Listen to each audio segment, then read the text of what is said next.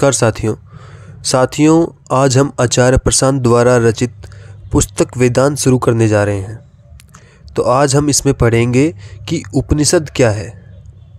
तो ज्ञान की एक पूरी श्रृंखला है वेद, और उनके केंद्र में ज्ञान मात्र है।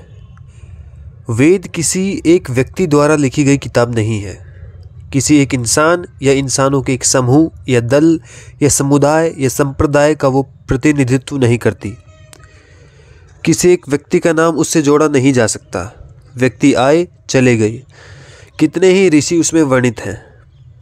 तो वेदों का किसी व्यक्ति विशेष से कोई संबंध नहीं। वेद ज्ञान की एक पूरी परंपरा है, इसलिए एक बड़े लंबे विस्तृत कालखंड में पसरे हुए हैं वेद। एक दिन या 10 दिन या 100 वर्षों में भी नहीं लिखे गए थे वेद।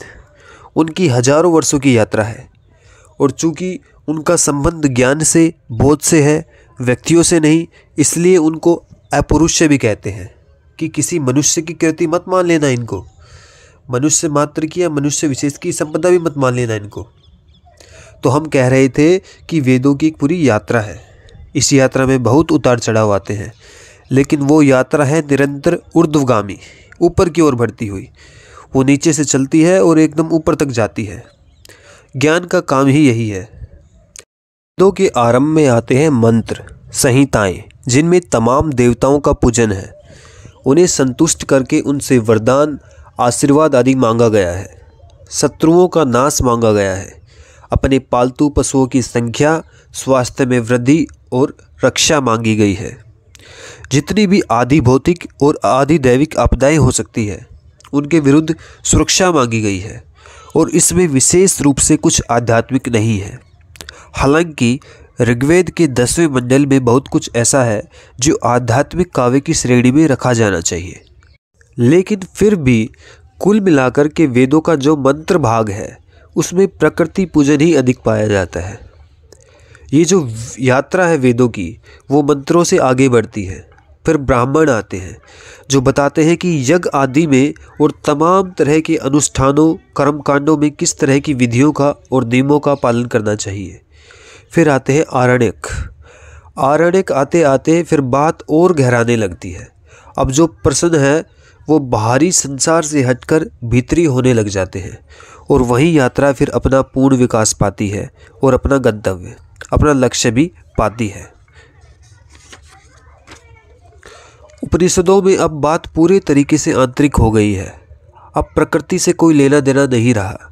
शुरुआत प्रकृति से हुई थी कि इंद्र से कुछ बात की जा रही है, मारुत से कुछ पूछा जा रहा है, वरुण से, अग्नि से कुछ पूछा जा रहा है। प्रकृति की शक्तियों का प्रतिनिधित्व करने वाले ये सब देवता हैं। इनसे वरदान मांगा जा रहा है, इन्हें संबोधित किया जा रहा है। और उपनिषदों तक आते आते ऋषि प्रकृति के प्रति बिल्कुल उदासीन हो जाते हैं, बल्कि यहाँ तक कह देते हैं कि सत्य तो प्रकृति से परे है। बात इतनी बदल जाती है कि एक और तो देवता लोग थे जिन्हें भोग लगाया जा रहा था, खिलाया जा रहा था। उनको अन्न, पत्र, पुष्प, यहाँ तक कि पशु की भी भेंट दी जा रही थी। और उपनिषदों में ब्रह्म मातर है जो कभी कुछ खाता ही नहीं। मंत्रों में देवी देवता है जो सब साकार है, जिन्हें संतुष्ट किया जा सकता है, जिनसे बात की जा सकती है।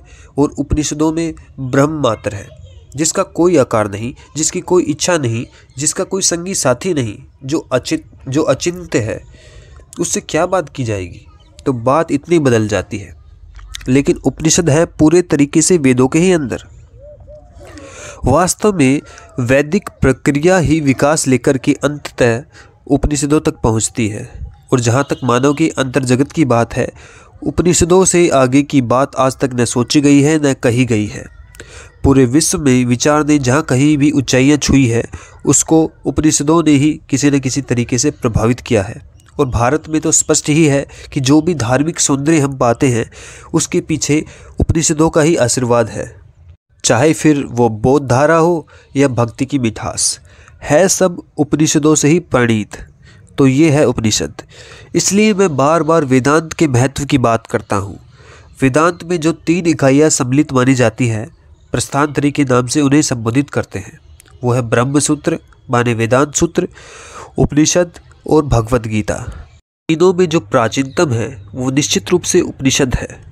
और उपनिषद प्राचीनतम ही नहीं, उपनिषद वेदांत सूत्र और भगवत गीता के आधारभूत भी हैं। उपनिषद न हो तो वेदांत सूत्र और भगवत गीता नहीं हो सकते। तो इसलिए कई बार वेदांत को और उपनिषदों को एक ही संबोधन में कह दिया जाता है। गलत नहीं होगा कहना कि उपनिषद ही वेदांत है।